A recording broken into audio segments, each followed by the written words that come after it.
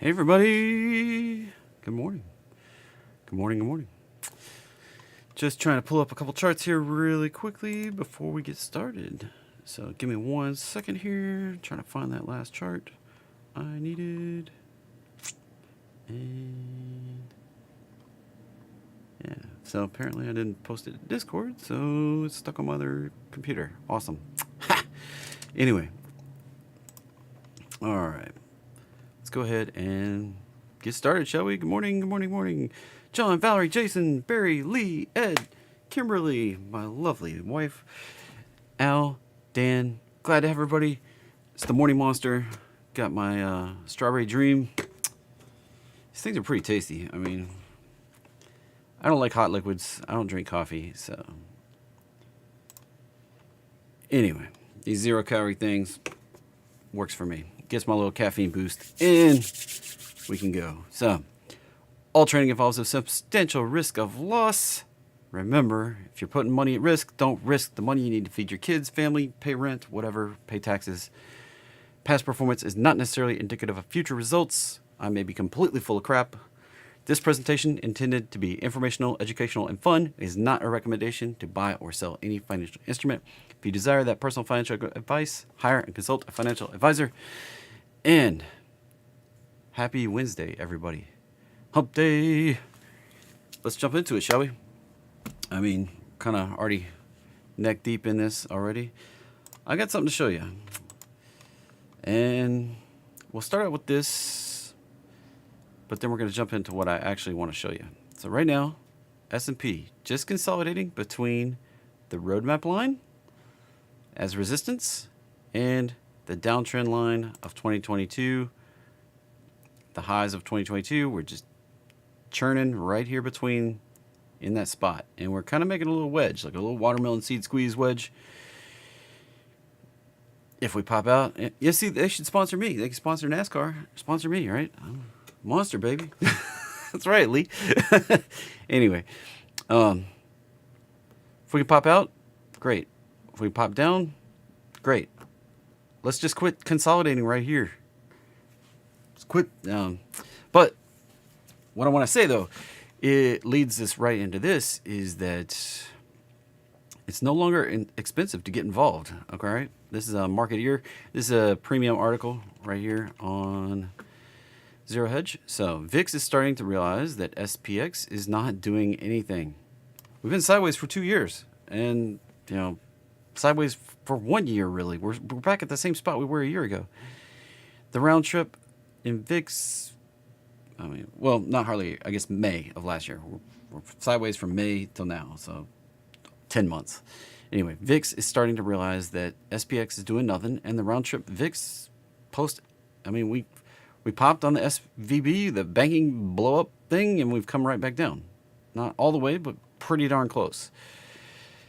Hedge funds have basically done nothing in the same, I mean, for a good long time. Like, since back here in October, they've not really done a whole lot of anything on their net exposure.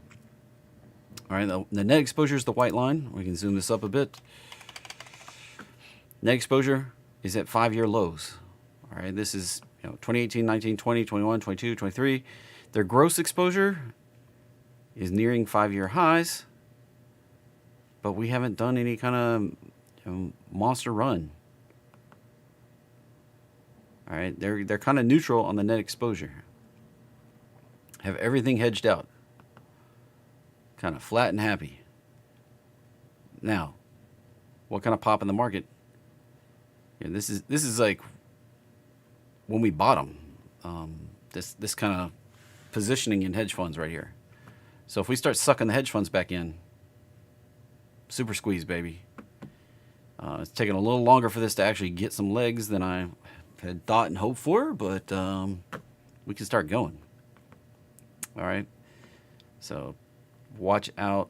Like, this is an important chart right here. This may be my chart of the week right here. I can't tell you how important this is right here. Hedge funds haven't been doing anything. They haven't been making money. They've been hedged out. They've been kind of sitting there just waiting for the shoe to drop, waiting for this to finish up. What if we break out higher? they're going to have to play catch up. FOMO. That's the thing. We need one of these babies right here, where they start dumping money into the market. All right. Just be careful. This thing can pop. Now, heading on down. Things aren't moving. The 5-day and the 1 month, I mean, we're just trucking along sideways.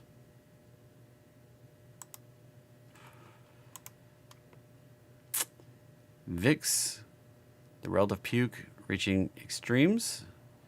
This is VIX versus MOVE. MOVE is bonds. VIX is S&P 500. So the VIX versus MOVE is reaching epic lows on the ratio. SPX is time to decide. We're hit that wedge I was kind of talking about. This is on a smaller time frame here. We're going to pop up or down, one way or the other. And VIX is indicating that the pop may be up. And the upside has now become the cheapest. I just posted this in Discord, this quote. We are now seeing upside options at the cheapest level they have been in 12 months. That means people are discounting the pop, like the recovery. People are giving up on the recovery. That's the perfect time for it to happen. The market makers aren't pricing in a recovery. That's the perfect time for it to take hold. Everybody's bearish. Everybody's disappointed. Pop. Be careful, all right? Don't be overly short. I think if you're here, you're kind of think you're on my path with the you at least somewhat agree with me if you've been listening to me. So on the road from Birmingham, heading back to Nashville. Anyway, so keep in mind, all right, upside calls, not very expensive. Cheapest they've been in a long time. We got really optimistic back here, and then optimism was crushed.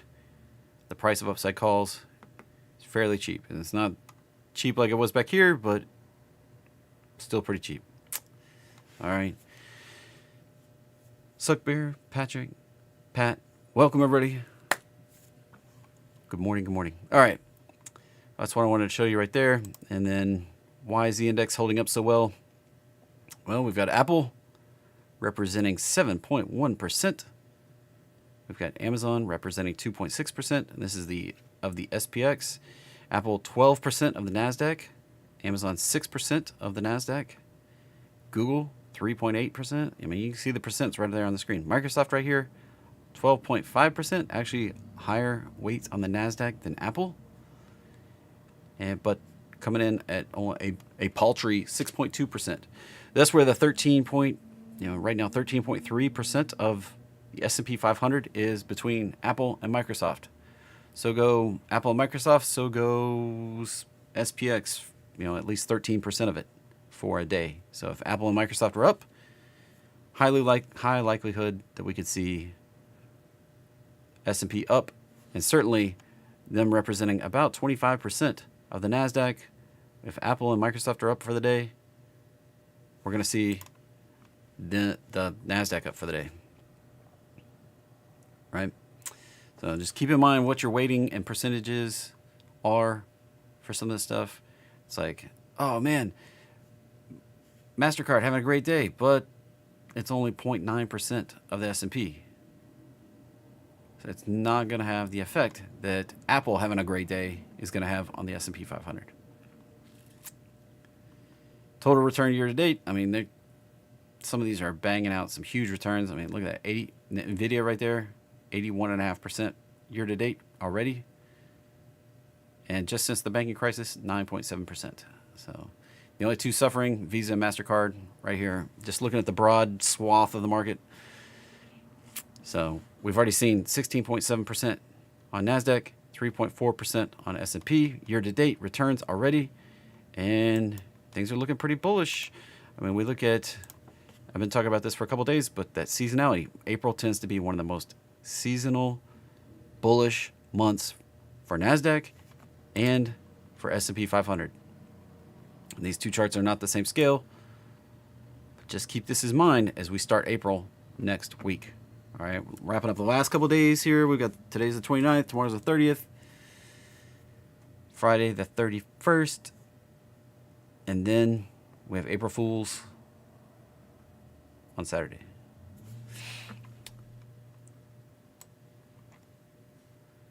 Where did I find that list? That's off the Market Ear. Right here, the Market Ear.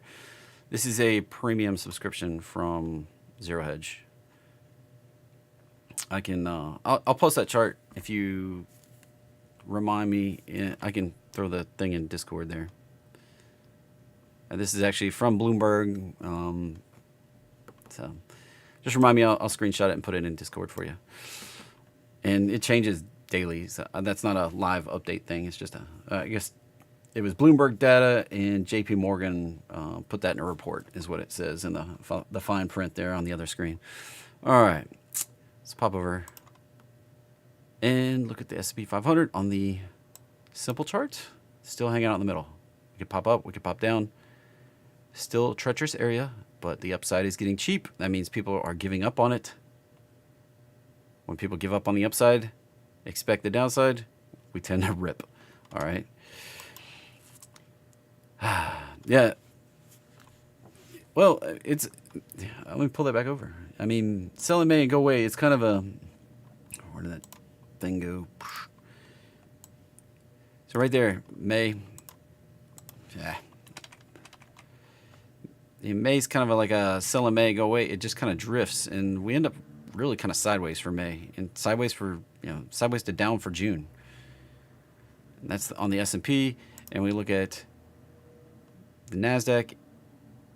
Does tend to pop a little bit and then sideways. So that's the sell in May, go away, and it's just kind of boring. We don't make a whole lot of move in the market for May and June, and that doesn't mean there's not opportunities. I mean, look at that. Like, if you wait and strategically place around that last week of May for tech, it usually pops right back up for the end of the month, and then we get some chop in June. But then July, another historically bullish month for tech, rivaling, if not outperforming, rivaling April. And not quite the same story on S&P 500. We do get the chop. We get a big pullback into June, which usually ends up lower than May. And then we get a fair size rip in July that's maybe a little less than April. So tech outperforming in July historically. That also has to do with, Apple's Worldwide Developer Conference that happens in like August or something like that.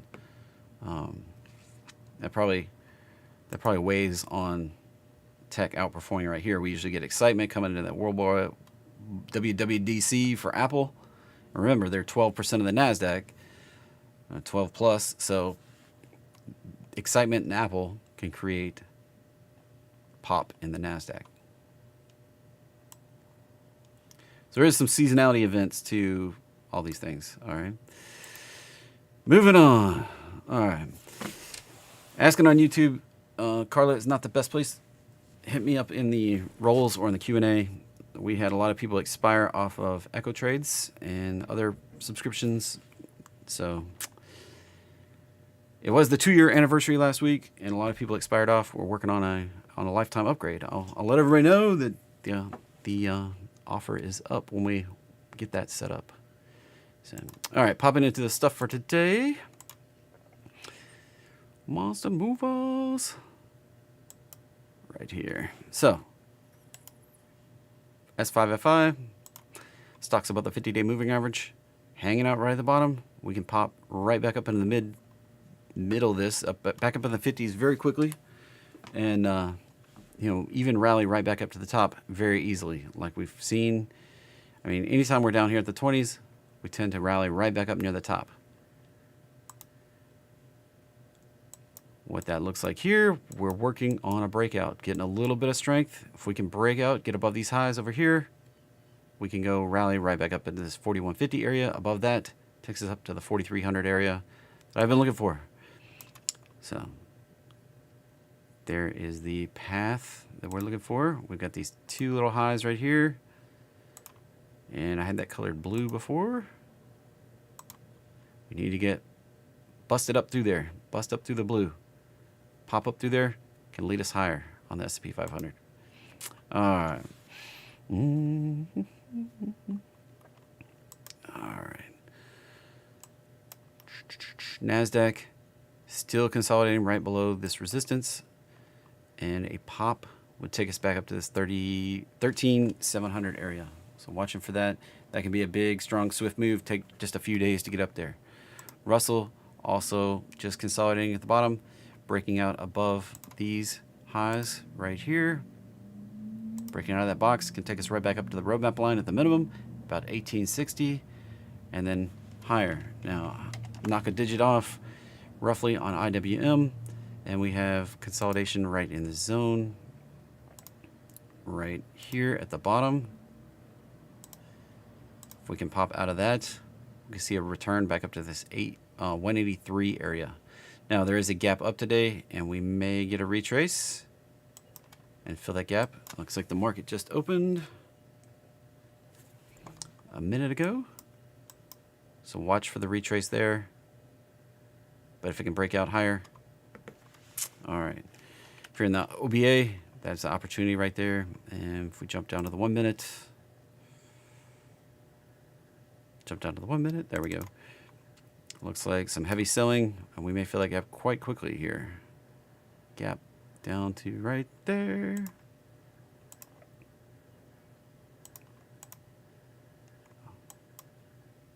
All right.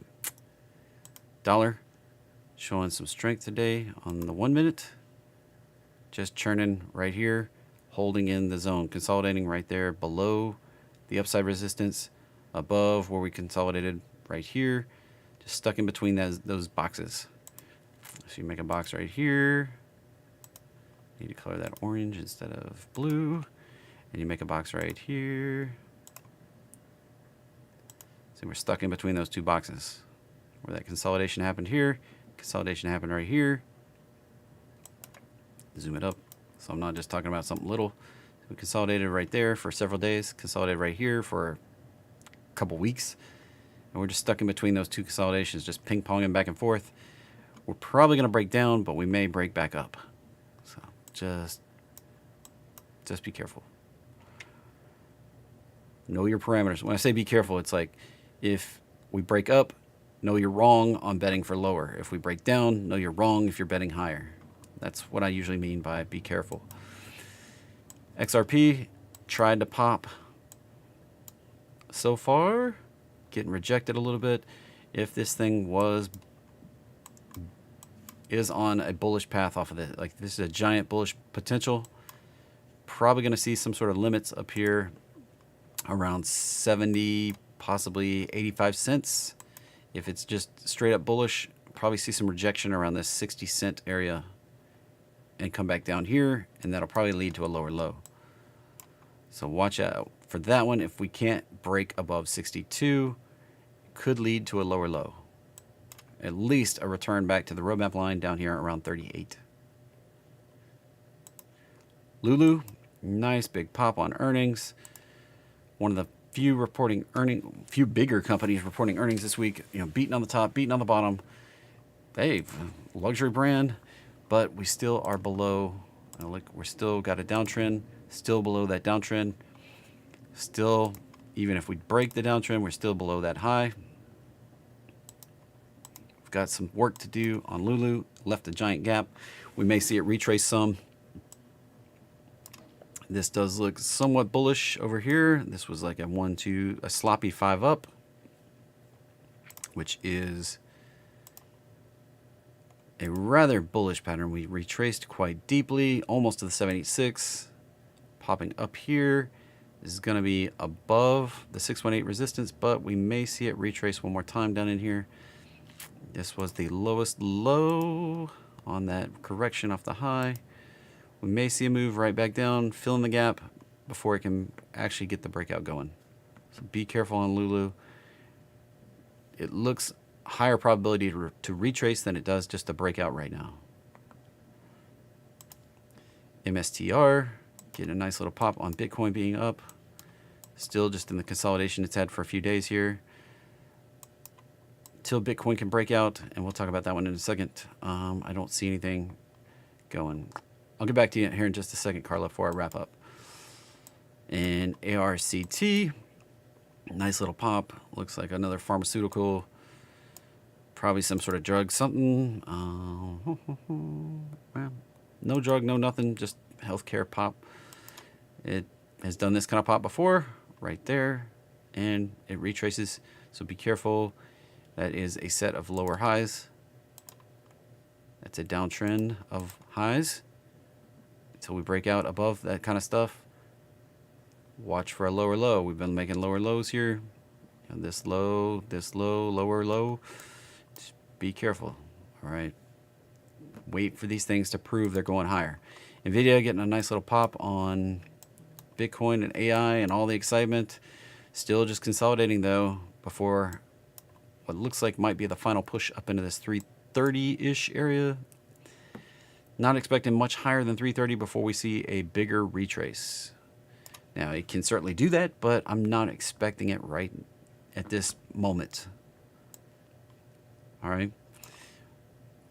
We've been up off the roadmap line for a good long time. This is pushing an extreme move, and we may need a bigger retrace like we saw right back here in December on Nvidia. Now, if the market just breaks out and runs, then Nvidia is probably going to run right along with it and keep outperforming. So just make sure that you know where your risk tolerance is. Like if you've got the example I was using in Discord, if you've got, say you've got $2,000 of profit or even $200 of profit, right? And you're expecting like a $20 more profit to get to your target where you want to book your gains. Well, how much of that $200 profit do you risk to get the $20 more? Do you risk $20 of it? Do you risk all of it? Do you risk taking a loss on the whole position? Like you were $200 profit, now you're going to take a loss. So really you're down, the $200 profit plus whatever the loss is on top of that. So just, when I say be careful, think about it that way. Like how much of my profit am I risking in this position? Or when you go in, are you sticking to your stop losses? Like, am I risking the amount of money on this position? Am I giving it more rope to hang me with? Paychecks just churning right down here at the bottom. SMH working on moving a little higher. The bigger pattern, we have 275, possibly up to 339. If it can keep going. FNGU as this one keeps making the list. FANG 3x leverage. Not really breaking out yet, so we're not showing NASDAQ breaking out quite yet. This is a bullish pattern, but it's not getting the continuation yet. Now, continuation looks something like this at this point from this little pullback, and 104, 115, possibly up to 137, but we do have this high, and it's probably going to act as resistance coming in right at that 618 level. So not sure I would expect a whole lot more than 115 before we retrace once again. Tesla trying to get up through the roadmap line. Probably going to find resistance at that downtrend line up there around 255, 260 area if we can finally break out above the roadmap line. TSLL would be a way to play, and the resistance is right there between 15 and 17. BA. Looks like it's still retracing to the roadmap line, even though we're getting a little pop today, just consolidating, right in the chop that we've had for a couple weeks now. ENPH probably going to push down. It's on a path to reach down to this level, 150. Nothing bullish right there. This is a downtrend of highs that's somewhat more aggressive than even the roadmap line. Be careful on this one. Like 150. If we get down there, hold support, and start turning up, then it's going to be bullish. HIG, little pop overnight, but looks like it's getting slammed back down. Not sure what I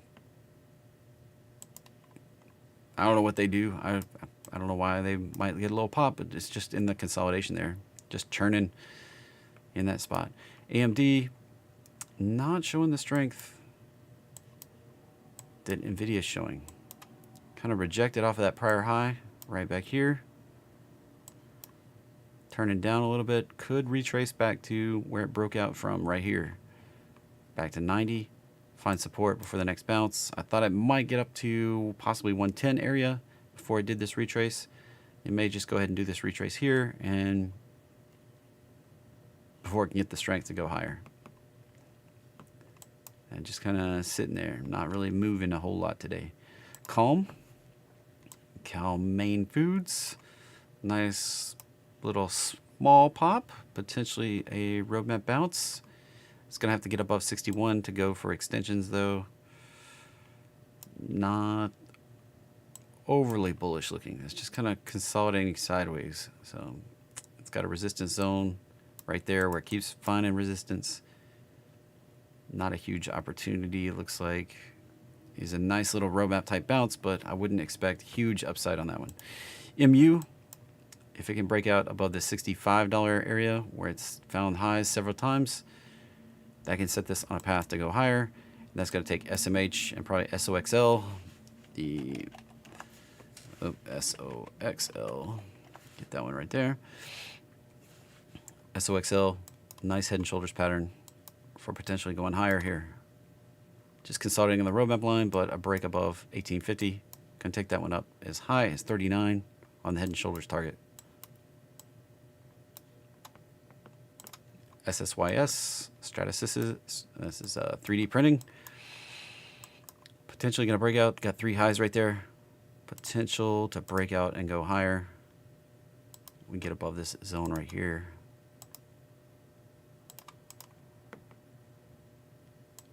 Above 16, that one can go. They're the owners of MakerBot. I have a MakerBot printer. They produce a lot of commercial 3D printing systems. So we do have some resistance where we chopped for months back here, May and June last year. April, May, June. Coin showing some strength, but it's sitting right in the roadmap line. Up off the lows here that it had the last couple of days, but needs some more energy to break higher.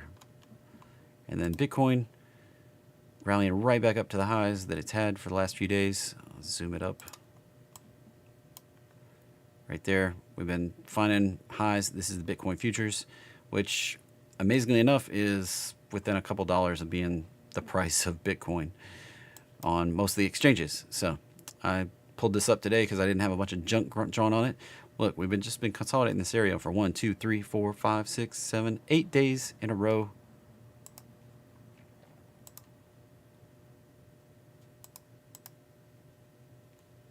If we can break out of that, probably going to get up to 33 if it's bearish. But it has a 5-wave up and a 3-wave retrace, which would mean that somewhere up here in this 42 to 45 area may be the ultimate target on this move. Now, that doesn't mean it won't be without retraces, but somewhere between now and maybe June, we could see this thing pop up in this area right here. Then we'll probably get a nice big retrace out of this area back down to here, if not all the way to the roadmap line, back down around potentially this area right here. Back down essentially where we are right now.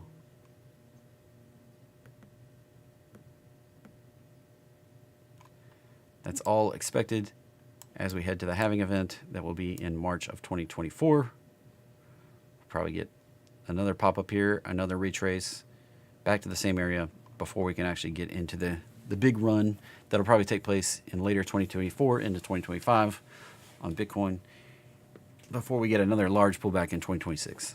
So, all right. Carla, you should be in Discord. Any of the general chat areas like the Q&A, questions and answers channel, just hit me up in there. If you can't get in my server at all, just go back to the members area, click the link, you'll be back in there. There's no restriction on getting in there. You're not kicked out, you're not banned. You may have lost your, some subscriptions did expire, and my team's been removing access to expired channels. So you can always reach out and ask what's going on. We'll help you. All right. Customer service too. That's a great place if I'm not answering your question. So, all right. Don't have any links to send you a message. Yeah, you just click on my name. If you can see my name, you can send me a message.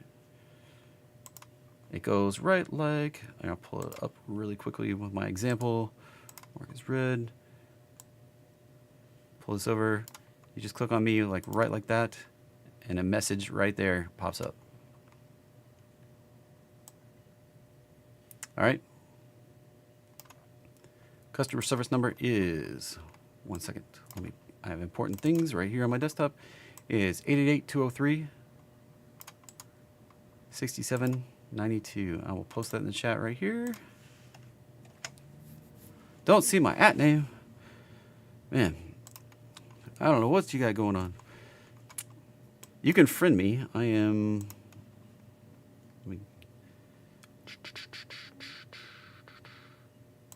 My name is Insane66, hashtag 8033. You can request a friend request on Discord. The 8033.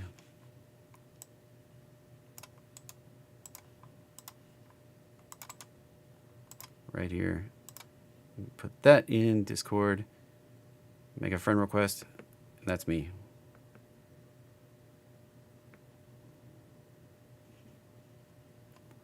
All right, bias for the day, a little bit bullish, especially if we can break out over these highs over here. Caution for another retrace though. All right, let me show you. Hold on. I'll pull it back over, show you really quickly. Click right here, direct message. And you can add a friend. Search for me, type in that. Right there. I didn't pull that all the way over. You can search for me and request a friend request. Since I'm already friends with myself on this example account, but right there, you just message me.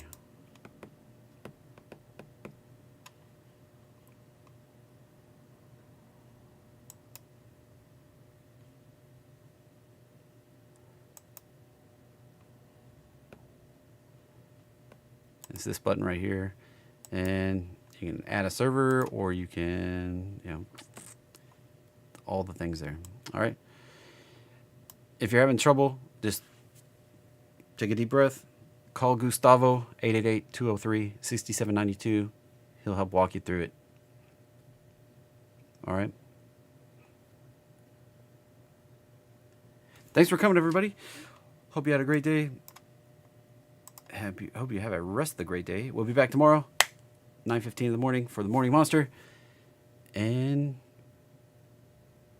yeah, stay safe out there. If you want to come join us in Discord, links in the description. Make sure you're subscribed. Hit the little bell with the notifications so that you get alerts when I go live tomorrow. All right. Have a great day, everybody. Bye for now.